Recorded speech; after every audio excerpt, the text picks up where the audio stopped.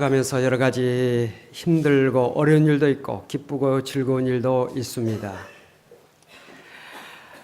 색안경을 끼고 우리가 볼 때 색안경의 색깔에 따라서 빨갛게도 보이고 파랗게도 보이고 노랗게도 보입니다.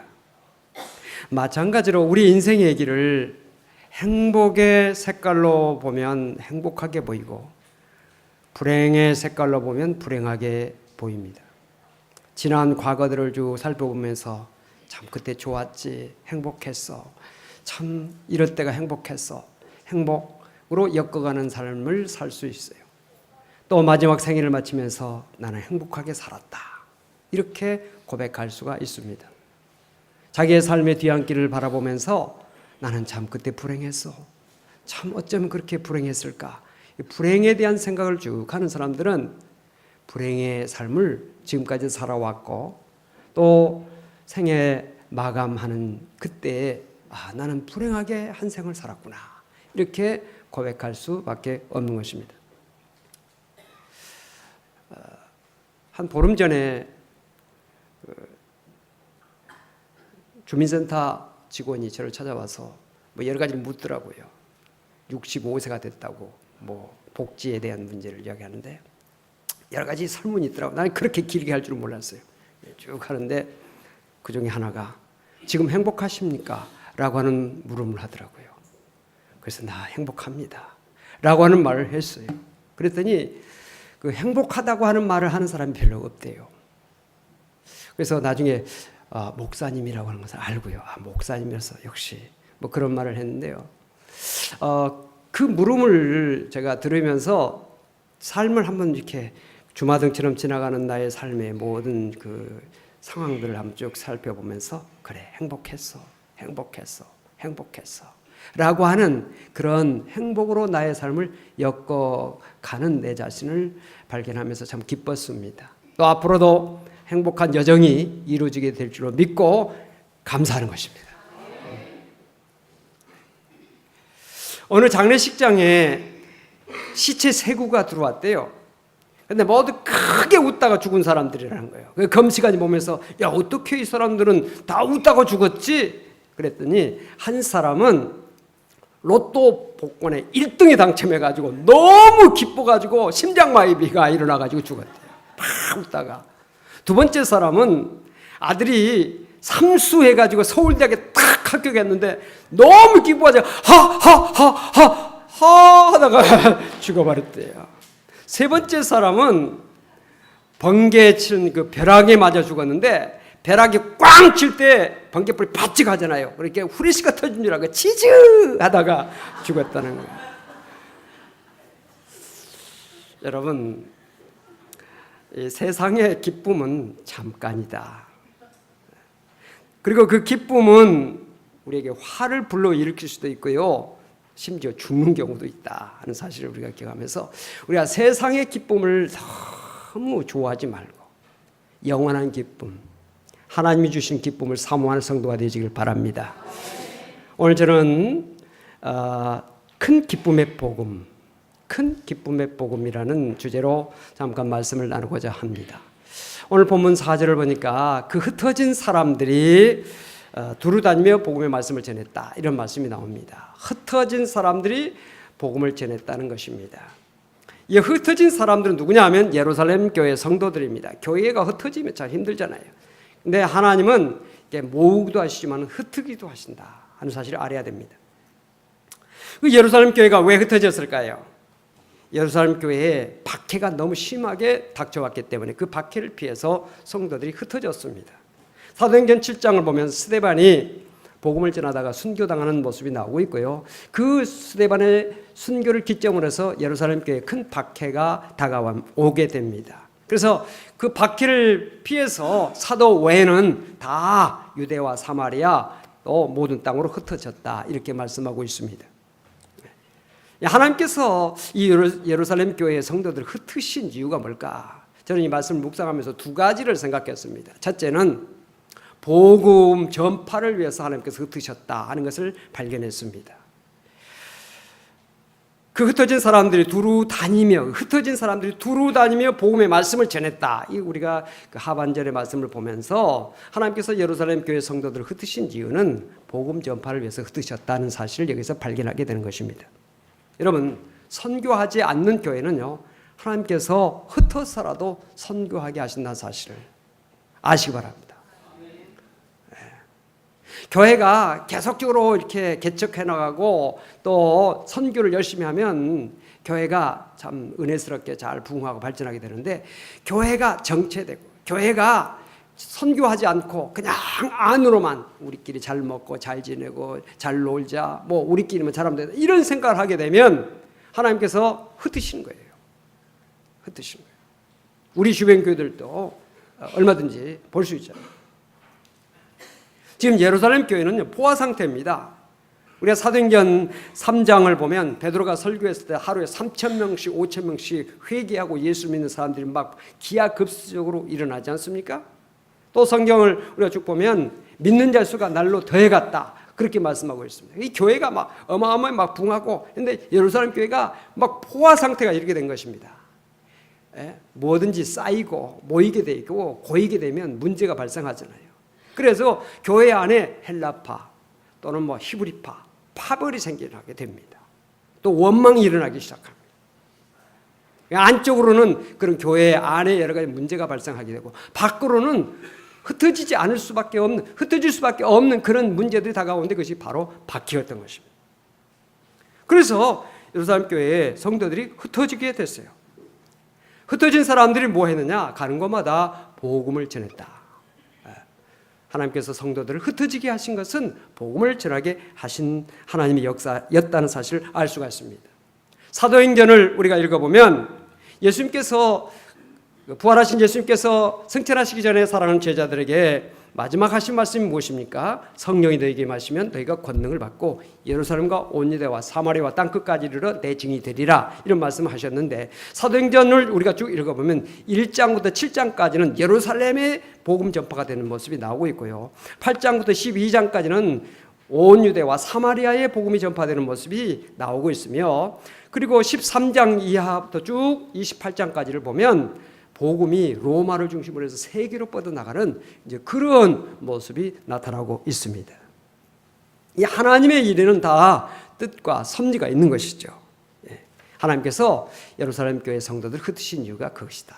또 하나 이유가 있습니다. 그것은 뭐냐면 복음이 유대교의 그늘에서 벗어나서 세계 만민에게 전파되게 하기 위해서 하나님께서 예루살렘 교회 성도들 흩으셨다는 사실을 여기서 발견하게 됩니다. 그때까지만 해도 기독교는 유대교의 그 카테고리 안에 있었습니다. 유대교회 안에 있었어요. 그래서 하나의 분파처럼 그렇게 존재했습니다. 구약 율법도 그대로 지켰죠. 안식일 규례도 그대로 지켰습니다. 왜냐하면 당시의 유대인들이 유대교를 버린다고 하는 것은 그 사회에서 매장당하는 것을 의미했습니다. 회당에서 출교당합니다. 또 직장을 못 가지게 됩니다. 사업을 못하게 됩니다. 그러나 유대인들의 잔인한 박해를 받으면서 기독교인들은 비로소 우리가 유대교와는 다르구나, 유대교하고는 같이 공존할 수 없는 다른 점이 분명히 있구나 하는 자기의 새로운 존재감을 발견하게 됐고, 그래서 그들은 안식일 대신에 예수님께서 부활하신 그날을 기념하면서 모여서 예배를 드리기 시작하고, 율법 대신에 예수님의 가르침을 배우고 또 가르치고 그것을 실천하는 일에 힘쓰게 됐던 것입니다. 그래서 기독교회가 그래서 새롭게 태동하게 된 것입니다. 만약에 예루살렘 교회 성도들이 흩어지지 않았더라면 어떻게 되겠습니까? 기독교는 유대인들만 믿는 유대교의 한 분파로 그칠 수 있었을 것이고, 복음은 세계에 전파될 수가 없었을 것입니다. 그러나 예루살렘 교회 성도들이 흩어짐으로 복음이 온 유대, 사마리아, 땅끝까지 전파되지는 세계 복음을 전하는 그런 역사가 일어나게 된 것입니다. 여기에 흩어진다라고 하는 말은 이건 농부가 밭에 씨를 뿌릴 때 쓰는 그런 말입니다. 농부가 밭에 씨를 뿌릴 때 어떻습니까? 밭에 고랑을 딱 내고 거기다 씨를 뿌리는데 자기가 원하는 곳에만 뿌려지는 것이 아닙니다. 이곳에도 뿌려지고 저곳에도 뿌려지고 때에 따라서는 바람이 불어서 저 멀리 날아갈 수도 있습니다. 길바닥에도 또는 돌짝밭에 또는 뭐 가시덤 뿌리도 뿌려질 수 있습니다. 이건 뭘 말합니까? 예루살렘 교회의 성도들이 흩어지는 것을 보면 원치 않음에도 불구하고 갈 수밖에 없었어요. 하나님께서 막 밀어내니까 어찌할 수가 없는 것입니다. 그 흩어진 사람 가운데 빌립이라고 하는 사람, 사마리아로 가서 복음을 전하지 않습니까? 이 빌립은 예수님의 제자 중에 빌립이 아닙니다. 그냥 평신도입니다. 평신도 빌립인데 그가 사마리아에 가서 복음을 전했는데, 사마리아라고 하는 것은 여러분들이 아시다시피 유대인들이 결코 가고 싶지 않은 곳입니다. 생각조차 하기 싫은 곳입니다. 당시 유대인들은 유대와 갈릴리를 오고 갈 때 사마리아를 지나가게 되면 빠른 길, 그래서 하루면 갈 수 있는 그 거리임에도 불구하고 그들은 저 지중해 해변길을 돌아서 가든지 아니면 요단 동쪽 산악길을 택해서 오고 갔습니다. 3일 길을 그들은 다녔던 것입니다. 그만큼 이 사마리아는 가고 싶지 않은 곳이었습니다. 예수님께서도 사마리아 수가성에 가셔서 그 사마리아 여자에게 물을 달라고 하지 않습니까? 그때 그 사마리아 여자가 뭐라고 그럽니까? 당신은 유대인 남자이면서 어찌 사마리아 여자 나에게 물을 달라고 하십니까? 의아스럽게 생각하면서 따지고 물었던 것을 봅니다. 예수님과 제자들이 사마리아 성을 한번 들어가셨는데 배척을 당하셨습니다. 쫓겨났어요. 그러니까 요한과 야고보가 너무 화가 나가지고 예수님, 저 사마리아 성에 불을 내려서 멸망시켜 버리십시오 라고 예수님께 요구했던 것을 누가복음 9장에서 우리는 보게 됩니다. 사마리아 땅이 바로 그런 것입니다. 유대인은 아예 갈 생각을 안 한 곳인데 지금 빌립이 간 것입니다. 아마 빌립이 갈 때 내가 사마리아가 가장 안전한 곳이다. 왜? 유대인들이 안 오는 곳이니까. 유대인들이 나를 붙잡으러 올 수 없는 곳이니까 오히려 안전하다. 이렇게 생각하고 갔는지 모릅니다. 사람이 어찌 생각했든지 어떤 판단을 했든지 하나님께서는 그 생각과 판단까지 하나님의 영광을 위해서, 하나님의 복음을 위해서 사용하신다는 사실을 믿으시길 바랍니다. 하나님의 뜻은 무엇입니까? 복음 전파입니다. 그렇기 때문에 우리 성도들에게는 결코 우연한 일이 있을 수가 없어요. 합력하여 선을 이루는 하나님의 역사가 우리 성도들의 삶 속에 나타난다는 사실을 여러분들 아시길 바랍니다. 이 사건을 통해서 바울이라고 하는 위대한 일꾼이 탄생하게 됩니다. 사도행전 7장을 보면 스데반이 순교당하는 모습이 나오고 있고요. 그 순교당하는 그 기사를 쭉 보면 사울이 그 모든 장면을 다 지켜보고 있었다는 것을 발견하게 됩니다. 그 스데반을 돌로 쳤던 그 많은 사람들이 옷을 벗어가지고 사울의 발 앞에다 다 맡겨놓았습니다. 다시 말하면 본부석과 같은 곳이죠. 다 그곳에 옷을 벗어놓고 돌로 스데반을 쳤습니다. 스데반이 설교한 내용이 사도행전 7장에 나오지 않습니까? 사도행전 7장은 양이 다른 장에 비해서 많습니다. 스데반의 설교가 들어있기 때문에 그렇습니다. 스데반은 설교하면서 이스라엘 사람들이 그렇게 존경하고 좋아하는 그들의 믿음의 조상이랄까요? 그들의 조상 아브라함이 메소포타미아에서 부름받은 사건부터 시작해서 아브라함의 아들 이삭, 또 이삭의 아들 야곱, 또 야곱의 아들 요셉, 대대로 이어나오는 그 신앙의 그 맥을 쭉 짚어줍니다. 그래서 모세에 대한 이야기, 출애굽에 대한 이야기, 또 광야 생활에 대한 이야기, 그리고 다윗 왕에 대한 이야기, 솔로몬에 대한 이야기를 거쳐서 예수 그리스도에 대한 복음을 전합니다. 근데 그 사람들이 자기들의 조상에 대한 이야기, 자랑스러운 역사에 대한 이야기를 쭉 그들은 귀담아 듣습니다. 그러다가 예수 그리스도에 대한 내용이 나오고 예수 그리스도가 이 땅에 왔는데 당신들이 그를 영접하지 않고 그를 십자가에 달려 죽였다라고 하는 그 대목에서 이 유대인들이 분노가 폭발해가지고 일어나가지고 돌을 들어서 스데반을 쳐 죽이는 모습이 나오지 않습니까? 스데반은 그런 순교하면서 한 번도 원망하거나 미워하거나 그런 모습이 아니라 하늘을 우러러 바라보면서 천사 같은 얼굴을 하면서 예수님께서 하나님 우편에 앉으셔서 나를 영접하고 계신다 하는 것을 그는 고백했습니다. 뿐만 아니라 자기를 돌로 치는 모든 사람들을 위해서 기도했습니다. 하나님, 저들이 하는 일을 알지 못하니 용서해 주십시오. 정말 아마 그 사울의 마음속에 큰 충격이 왔을 것입니다. 사울은 구약과 율법에 정통한 사람이지요. 스데반의 설교를 누구보다도 귀담아 들었을 것입니다. 또 스데반의 순교당하는 모습을 하나부터 열까지 다 지켜보았습니다. 물론 그 당시에 사울은 스데반의 죽음을 당연히 여겼다 그랬습니다. 8장 1절에 우리가 보면 사울은 그가 죽임당함을 마땅히 여기더라. 사울은 그때까지만 해도 열렬한 유대교 신봉자였습니다. 어떤 사람들은 어떤 마음의 깨달음을 가지고 그 깨달음을 즉시 그 자리에서 자기의 삶에 적용하는 사람이 있는가 하면 그 깨달음을 한참 뒤에 적용하는 사람이 있어요. 사울은 아마 그런 사람인 것 같습니다.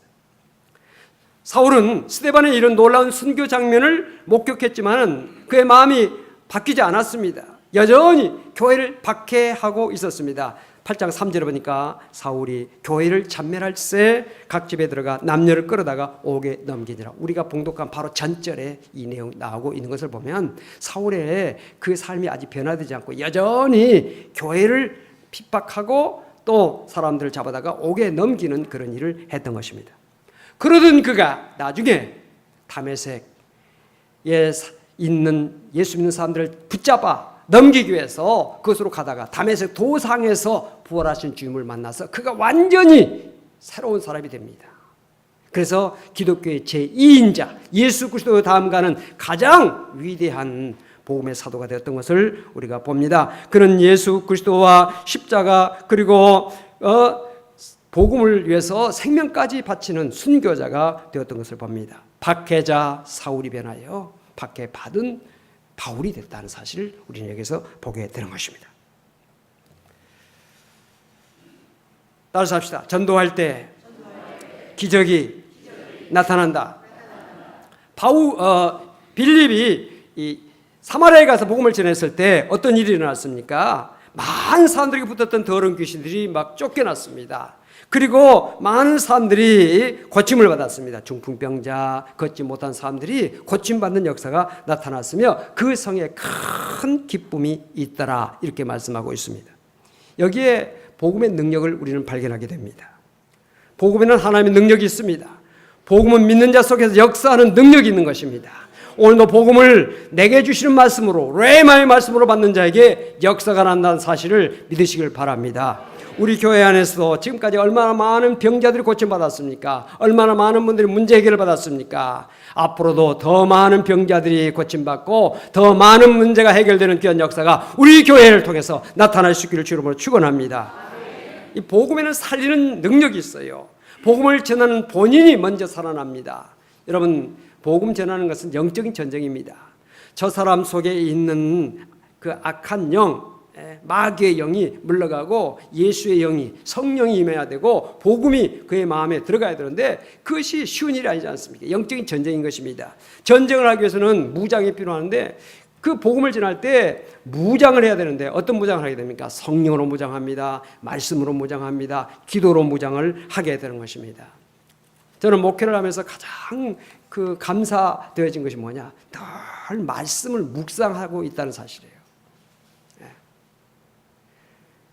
주일 지나면서 바로 다음 주에 무슨 설교를 할까?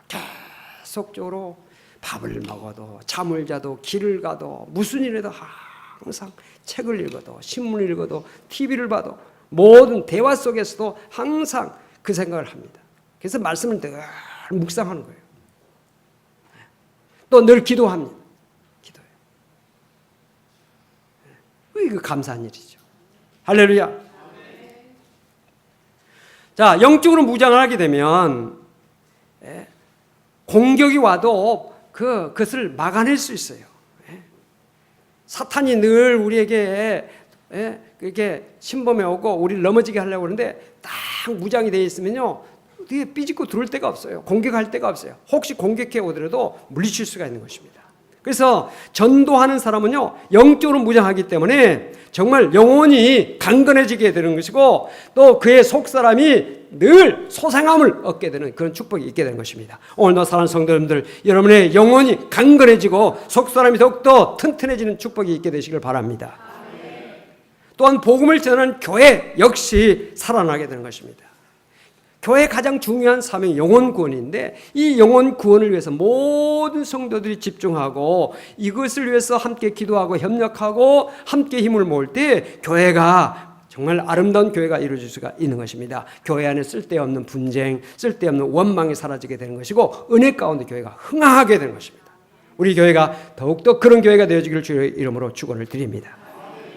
복음은 또한 받아들이는 사람들에게 큰 은혜와 복이 되는 것입니다. 예수의 복음이 삭개오에게 임했을 때 삭개오 그 당시 가장 사람들에게 멸시받고 미움받고 천대받고 정말 사람들이 그를 욕했던 그 삭개오가 변하여 새 사람이 되고 뿐만 아니라 자기의 가정을 구원하는 그런 사람이 됐던 것을 봅니다.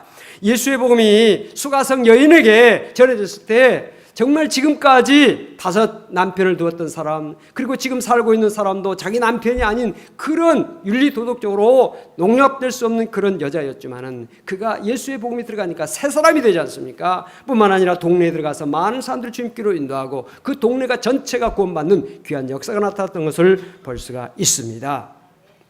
여러분, 복음이 로마로 전해지자 로마가 살아납니다. 복음이 유럽으로 전해지자 유럽이 살아납니다. 복음이 정말 해적의 나라 영국에 전파됐을 때 그들은 신사의 나라가 됐습니다. 해가 지지 않는 나라가 됐습니다. 복음이 미국으로 건너갔을 때 미국이 세계 최강의 나라가 되지 않습니까? 복음이 5,000년 역사를 통해서 가난과 무지 속에 살던 한반도에 전해졌을 때 그 복음의 열매가 무엇입니까? 오늘의 대한민국이 것이다. 할렐루야. 이처럼 복음이 들어가면 개인이 살고 또 그 모든 또 직장이나 사회 그리고 국가가 산다는 사실을 발견하게 되는 것입니다. 복음이 전해질 때 복음이 제대로 전해지게 될 때 절망에서 일어나게 되는 것입니다. 질병에서 고침받게 되는 것입니다. 슬퍼하던 사람이 기쁨을 갖게 되는 것입니다. 우울증이 물러가게 됩니다. 개인이 달라지고 가정이 달라지고 또한 학교가 달라지고 모임이 달라지고 사회가 달라지게 되는 것입니다. 그래서 복음은 기쁜 복음이다. 큰 기쁨의 복음이라고 분명히 말할 수가 있는 것입니다. 복음을 전하는 자뿐만 아니라 복음을 받아들이는 모든 자에게 복이 되고 또 큰 기쁨이 되기 때문에 큰 기쁨의 복음이라고 말할 수가 있는 것입니다. 사랑하는 성도 여러분, 복음으로 충만하시길 바랍니다. 또한 이 복음을 주변 많은 사람들에게 전하는 복음 전파자가 되어서 하나님께 영광 돌리는 성도가 되시기를 주 이름으로 축원합니다. 기도하시겠습니다. 하나님 아버지 감사합니다. 우리가 믿고 또 의지하고 있는 이 복음이 큰 기쁨의 복음인 것을 다시 한번 깨닫게 하시고 내가 이 복음 때문에 새 사람 되고 놀라운 은혜와 축복 가운데 살게 된 것을 감사하고 이 복음을 내 가족, 내 주변 사람들에게 담대하게 전할 수 있는 제들 되시도록 축복하여 주시옵소서. 복음의 강수가 흘러가는 곳마다 살아나는 역사, 변화의 역사, 축복의 역사가 나타날 수 있도록 하나님 함께하여 주시옵소서. 예수 그리스도로 간절히 기도하옵나이다. 아멘.